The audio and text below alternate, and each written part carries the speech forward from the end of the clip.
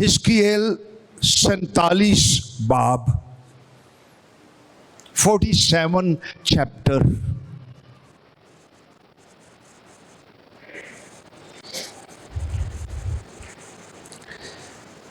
Verse 9 9वीं आयत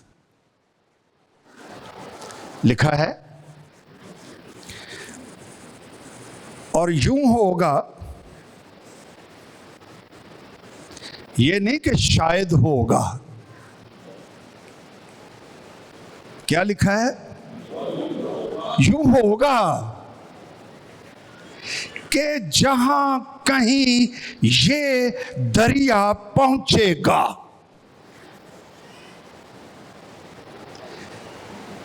हर एक चलने फिरने वाला जानदार जिंदा रहेगा।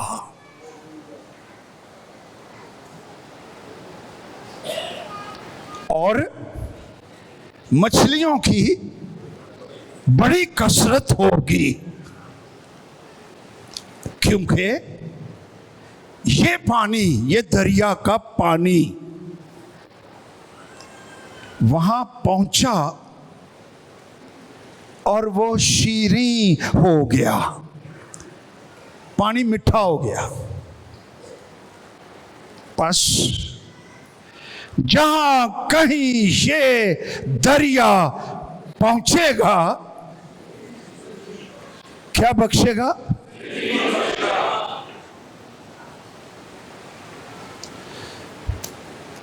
इस आयत ने मुझे शेर कर दिया, आसूदा कर दिया, और मैं दुआ करने लगा, आप भी करें कि ऐ खुदावंद, ये दरिया, रूहुल कुद्स का दरिया मुझ तक पहुंचे तो मैं बदल जाऊंगा।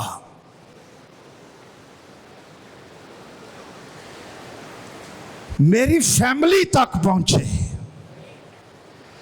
मेरी बीवी, मेरे शौहर तक पहुंचे, मेरे बच्चों तक पहुंचे, मेरे जॉब तक पहुंचे, मेरे बिजनेस तक पहुंचे, मेरे कॉलेज, मेरे यूनिवर्सिटी, मेरी स्टडीज, मेरे रिलेशनशिप में ये दरिया रूहुल कुद्स का ये पहुंचे,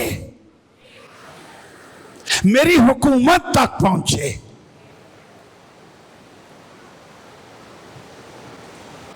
ये दरिया जहां जहां पहुंचेगा, हमने पढ़ा 3 काम करेगा। 9वीं आयत में ये हमने पढ़ा। पहला काम क्या करेगा? ये जिंदगी बख्शेगा। रूहुल कुद्स जिंदगी बख्शता है। दूसरा काम क्या लिखा है?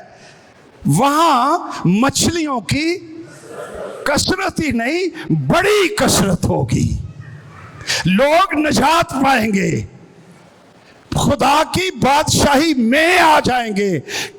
कायल करने वाली रूह वहां पर होगी। लोग अपने गुनाहों का इकरार करके मसीह को कबूल करेंगे जहां ये रूहुल कुद्स का दरिया पहुंचेगा। तीजा काम केड़ा होएगा? पानी ही शीरी हो जाएगा, मीठा हो जाएगा। जहां कड़वाहट है, पानी खारा है, मैला है, गंदा है, खलीस है,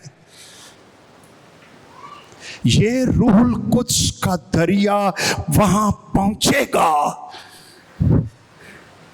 और वो पानी कैसा भी हो, वो मीठा हो जाएगा। हालेलुया।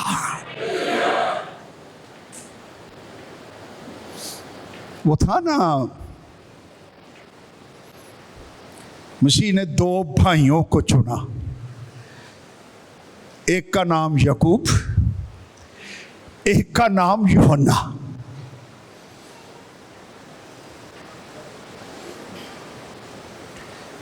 मुझे नहीं पता, ये खुदा जानता है कि ये मसीह के पीछे क्यों चल रहे थे। आई बिलीव कि ये अच्छी नीयत से ही चल रहे थे, पर कभी कभी कोई रौला जा है।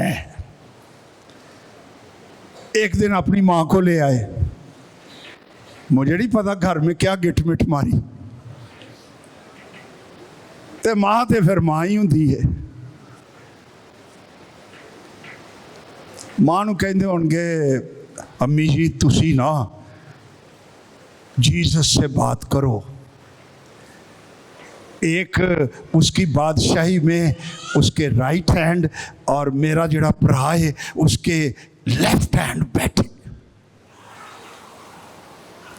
तो मैं कभी कभी सोचता हूं कि ये क्यों मसीह की पैरवी कर रहे थे? कुर्सियां ले, सज्जे खब्बे बहन ले।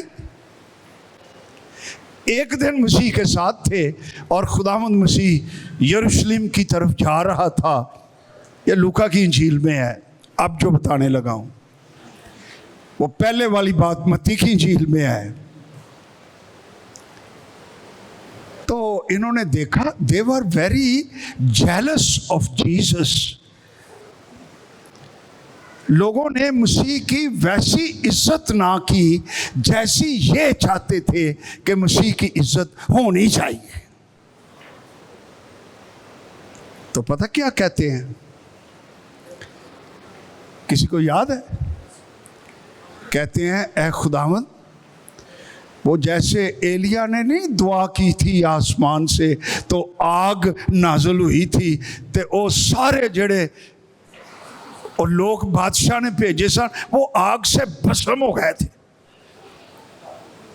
याद आ गई बात? तो भी दुआ कर, हमें हुक्म दे, हम दुआ करें। ये दुआ करना चाहते जे, की दुआ? खुदा इनको भस्म कर दे, इनको जला दे, इनको फना कर दे। खुदावंद ने इनको कहा, ओए तुम नहीं जानते कि तुम किस रूह से हो। इब्ने आदम दुनिया को इस वक्त आग से भस्म करने नहीं आया, बल्कि दुनिया को जिंदगी और निजात और इज्जत देने के लिए आया है। और कलाम में लिखा हुआ है, इनका नाम पड़ गया था। ये एडे कौड़े सन, है ना? गर्ज के बेटे, थंडर, गुस्सा, कहर, कड़वाहट बर्दाश्त ही नहीं थी। बो अनर्गस ए इन्हां दा नाम सही। क्या नाम था? कड्डो हुण कहो मेरे पीछे पीछे। ए याकूब ते यूहन्ना दा नाम सजे। बो बड़ा हौली जिहा क्या जे, मैं बदबू नहीं किया। बो अनर्गस, इसका मतलब, ये ग्रीक वर्ड है, इसका मतलब है ना, ग्रीक नहीं हिब्रू वर्ड है, इसका मतलब है गर्ज, गुस्से के बेटे। इन पर रूहुल कुद्स नाज़िल हुआ, इन तक ये दरिया जिसका हम जिक्र कर रहे हैं पहुंचा। इस दरिया ने इनकी जिंदगी के पानियों को मीठा कर दिया, शीरीं कर दिया, हलीम कर दिया, मोहब्बत भर दी, जिंदगी आ गई।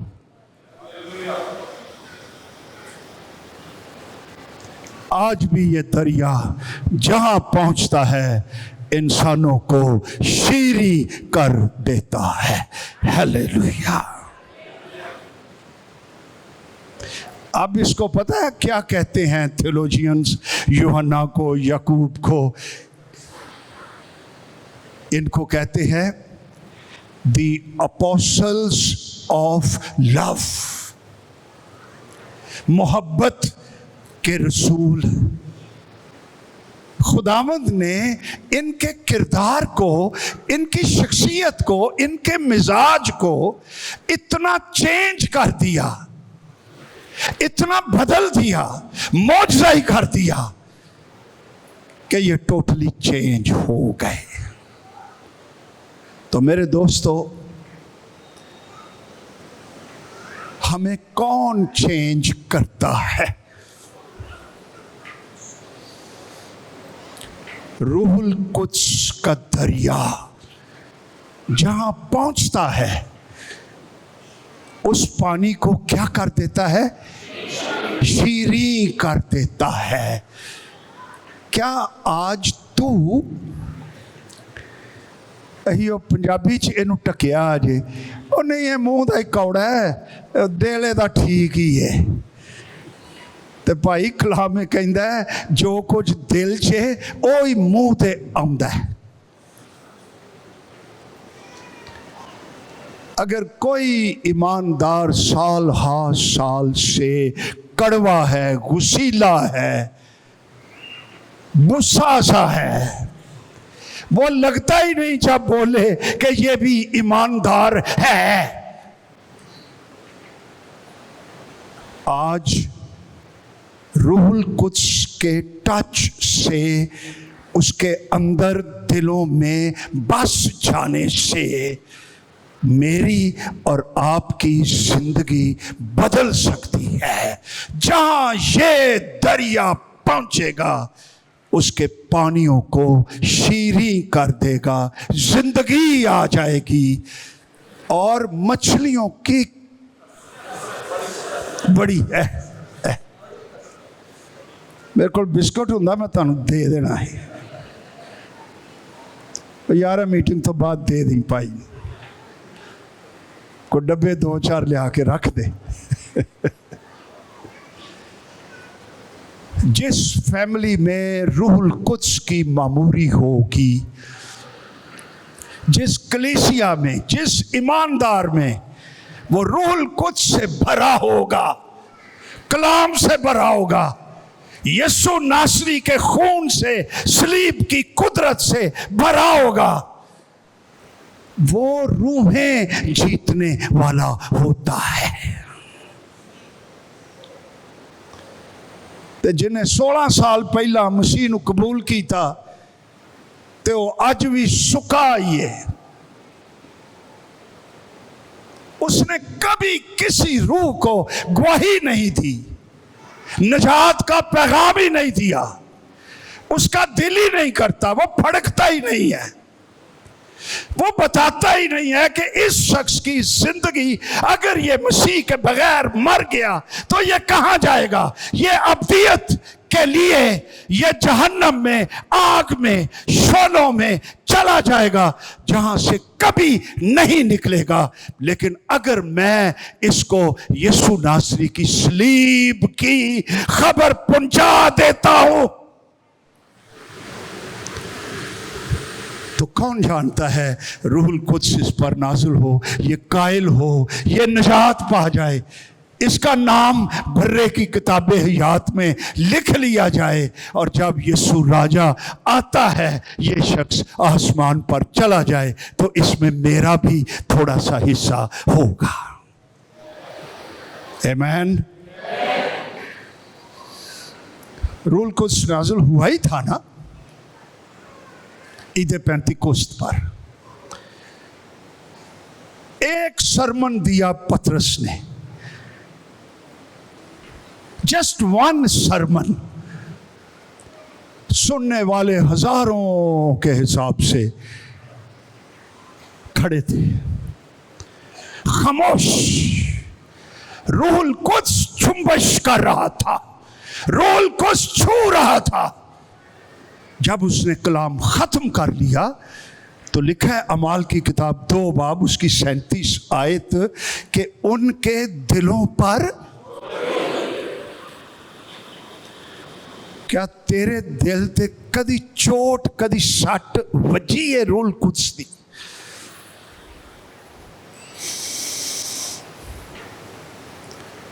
उनके दिलों पर चोट लगी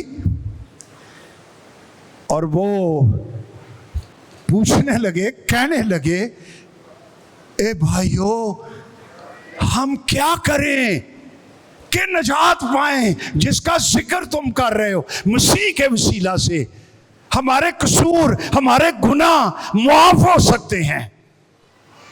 जवाब आया कड़क करके, अपने गुनाहों से तौबा करो, यीशु मसीह के नाम पर बपतिस्मा लो और तुम रूहुल कुद्स हमारी तरह इनाम में पाओगे। 3000 लोग एक वास के नतीजे में खुदा की बादशाही में दाखिल हो गए। मछलियों की कसरत होगी।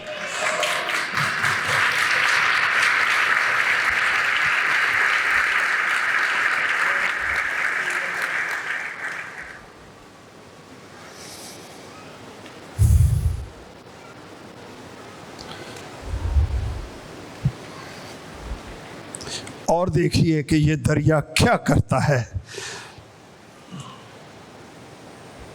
12वीं आयत, 47 बाब 12वीं आयत। और दरिया के करीब उसके दोनों किनारों पर हर किस्म के मेवादार दरख्त उगेंगे। जिथे दरिया होएगा उथे प्रोडक्शन होए ही होए। जिनके पत्ते कभी ना मुरझाएंगे, जिनके मेवे कभी मौकूफ ना होंगे,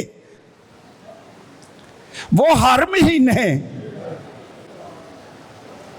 नए मेवे लाएंगे। ये रूल कुद्स दियां बरकतां ही जे सारियां, क्योंकि उनका पानी मकदस में से जारी है और उनके मेवे यानी उनके फल खाने के लिए, उनके पत्ते दवा के लिए होंगे। तो जहां रूल कुद्स है वहां फल है, वहां कोई मुरझाएगा नहीं, डिप्रेस्ड नहीं होगा, लोनली नहीं होगा, कमलाया नहीं होगा, बेउम्मीद नहीं होगा।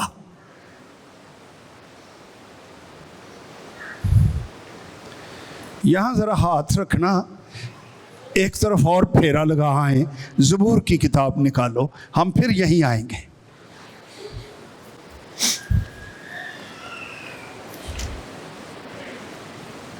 ज़बूर 92 10वीं आयत से पढ़ूंगा। लेकिन तूने मेरे सींग को, पोइटिकली है, शायराना जुबान है, इसका मतलब नहीं कि बंदे दे सिंग निकले सन सिर के उत्ते। इसका मतलब है उसकी पावर, उसकी अथॉरिटी जंगली सांड के सींग की मानिंद बुलंद किया है। मुझ पर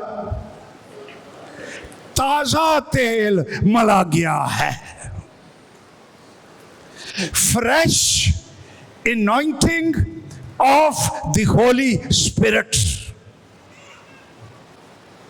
रूहुल कुद्स का ताजा मसा, पुराना नहीं, fresh filling of the Holy Spirit मुझ पर ताजा तेल मला गया है। देखियो है, मसा आया तो मेरी आंख ने मेरे दुश्मनों को देख लिया। ये पहला काम होया जी। मेरे कानों ने मेरे मुखालिफ बदकारों का हाल सुन लिया है। सादिक खजूर के दरख्त की मानिंद सरसब्ज होगा। मसीह में ईमानदार एवरग्रीन, कभी मुरझाता नहीं। जिन पर रूहुल कुद्स का मसा काम कर रहा होता है। हालेलुया। वो लुबनान के देवदार की तरह बढ़ेगा। ये दरख्त बहुत ऊंचा हो जाता है। जिनके जिंदगियों में रूहुल कुद्स काम कर रहा है, ओ ऊंचे ही ऊंचे। जो खुदावंद के घर में लगाए गए हैं, वो भाई ਇਹਦਾ मतलब गिरजा नहीं है ना ना। इसका मतलब है जो खुदावंद की हजूरी में प्लांट कर दिए गए हैं, वो खुदावंद का घर है। खुदा की हुजूरी, रूहुल कुद्स का दरिया, सलीब, अंजील, खुदा की बादशाही, इसमें ऐसी जिंदगी में प्लांट कर दिए गए हैं। जड़ें आ गई हैं, बढ़ गए हैं, आगे आ गए हैं, मैच्योर हो गए हैं। उनकी बाबत लिखा हुआ है, वो हमारे खुदा की बारगाहों में, जोर नाल बोलो, दुनिया हाय हाय करती रहेगी। ईमानदार हमेशा हर तरह से सरसब्ज रहेंगे। हालेलुया।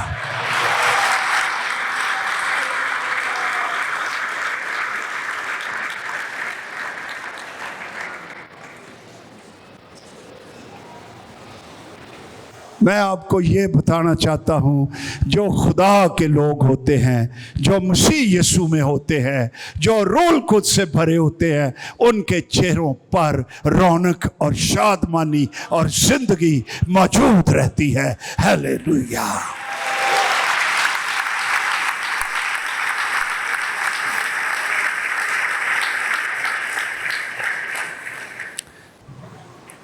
चौदहवीं आयत क्या कहती है? वो बुढ़ापे में भी, हेलो, दुनिया कहती है बंदा 60 साल का हो जाए ना, साडे मुल्क च सिठाया गया ही।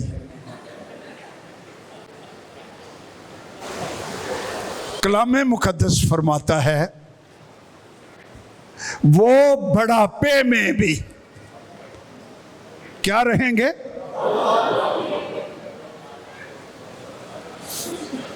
बरोमंद होंगे। वो तरोताजा और सरसब्ज रहेंगे। हालेलुया। साडी कलीसिया किसी ने भी बुढ़िया होना ही नहीं। हालेलुया। जोरदार तालियां यीशु नासरी के जलाल के लिए। हालेलुया।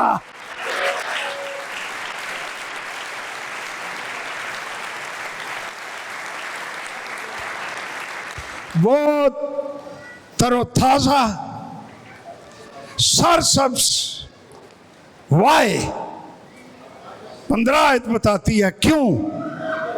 ताकि वाज़े करें कि खुदावंद रास्त है, वही मेरी चट्टान है, उसमें नारास्ती नहीं। अच्छा, मैं छोड़ता हूं इन बातों को। मैं मुकाशफा की किताब में जाना चाहता था। वो 22 बाब में है ना, एहो ही दरिया जे। मुकाशफा 22 बाब तुसी हुण कढ ही लिया ते पढ़ ही लवो, इहदी तशरीह इन्नी नहीं करांगे। मुकाशफा 22 बाब आखिर च चले जाओ। पहली आयत से, फिर उसने मुझे बिलौर की तरह चमकता हुआ आबे हयात का एक दरिया दिखाया। गदला जहा पानी नहीं, पूरा जहा जिमें मिट्टी विच रली है। ये होली स्पिरिट रिवर है, ये बिलौर की तरह है, इसमें चमक है, ये जिंदगी का पानी है। ये निकलता कहां से है? खुदा और बर्रे के तख्त से निकलकर। हालेलुया। उस शहर की सड़क के बीच में बहता था, दरिया के वार पार जिंदगी का दरख्त था।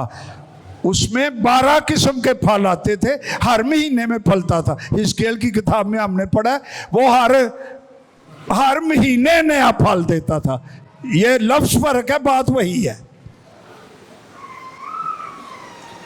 उस दरख्त के पत्तों से कौमों को शिफा होती थी, फिर लानत ना होगी।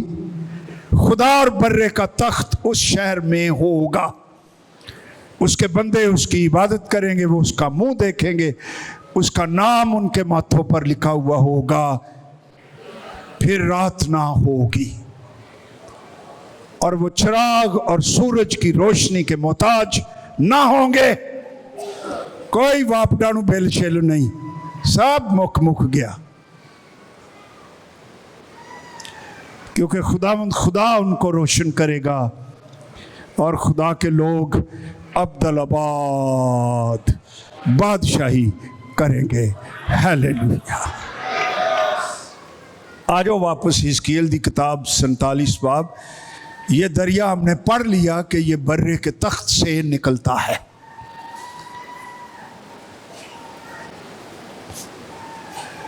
सैंतालीस बाब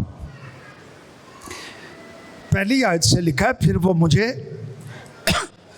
हैकल के दरवाजे पर वापस लाया। क्या देखता हूं?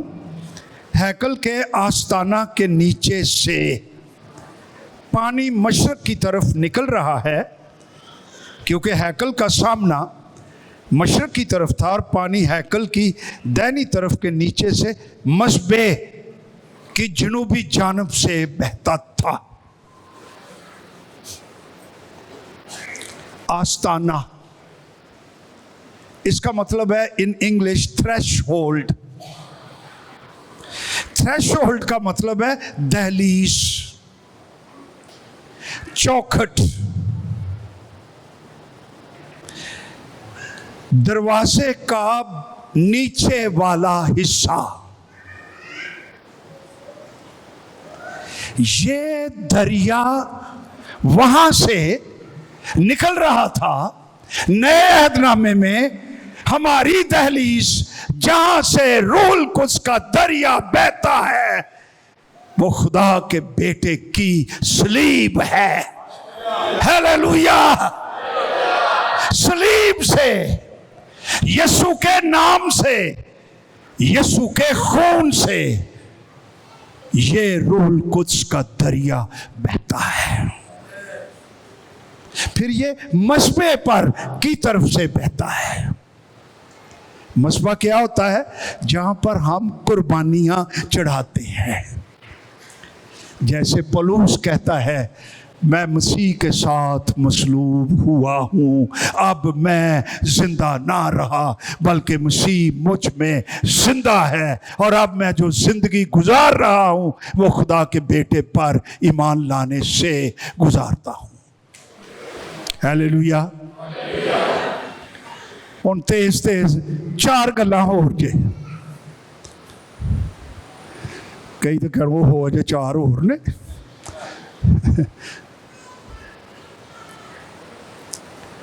हिजकिय्याह वहां इस दरिया को बहता हुआ देख रहा था। एक फरिश्ता आ गया, हिजकिय्याह को कहता है, चल भाई ए पानी में चल। वो पानी च चलन लग पिया ते पानी टखनिया तक उसने वो लिखा है 1000 हाथ, ये मैं चेक किया है, कोई तकरीबन 1 किलोमीटर बनता है। 1 किलोमीटर तो थोड़ा जा कट। वो और चला तो पानी घुटनों तक आ गया। फरिश्ता उसको कहता और चल, पानी कमर तक आ गया। फरिश्ते ने कहा और चल, ये दरिया इतना गहरा हो गया कि सर तक पहुंच गया, तैरने तक नौबत आ गई।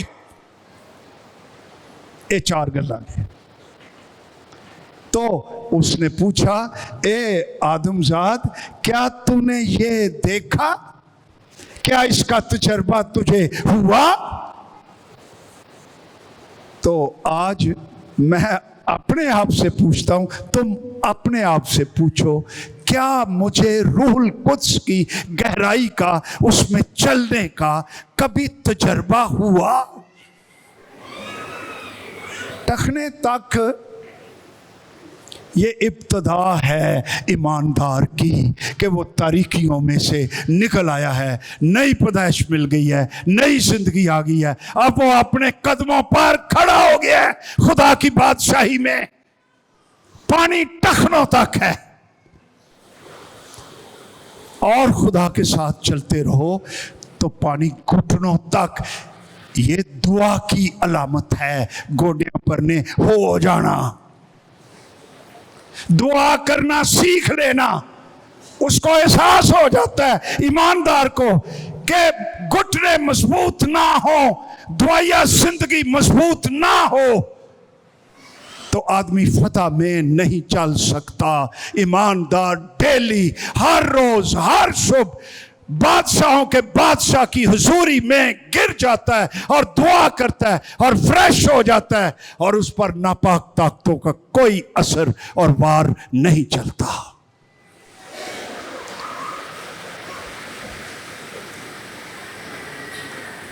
फिर पानी कमर तक। In the field of theology, इब्रानियों की किताब में इशारा भी है। ये हिस्सा है आदमी रिप्रोड्यूस करता है, नई नस्ल को आगे लाने के काबिल हो जाता है। ईमानदार अगर टखनों तक ही रहे, घुटनों तक ही रहे, लेकिन नए ईमानदार पैदा ना करे, प्रोडक्शन ना हो, तो वो खुश्क है, बेफल है, वो रूहें नहीं जीत रहा। उसकी जिंदगी के अंदर गहरे मुकाशफात नहीं आ रहे। और फिर तैरने तक।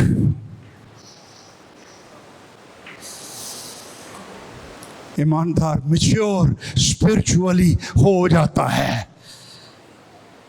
अब वो रूहानी जंग करता है। अब वो दुआ के जरिए, रूह में दुआ, वो खुदा के हथियार पहनता रहता है, वो कलाम करता है, वो अपने मुआशरे में एक जिंदा उम्मीद बन जाता है। ये रूह की जिंदगी है। 9वीं आयत हमने पढ़ी, जहां कहीं ये दरिया पहुंचेगा वो क्या करेगा? जिंदगी आएगी, मछलियां आएंगी, पानी शीरी हो जाएंगे, मुरझाएगा नहीं, फल आएंगे, शिफा आएगी, जिंदगी आएगी। खुदा की कुदरत हम पर साया करती रहेगी। आओ सारे झुकें और दुआ करें।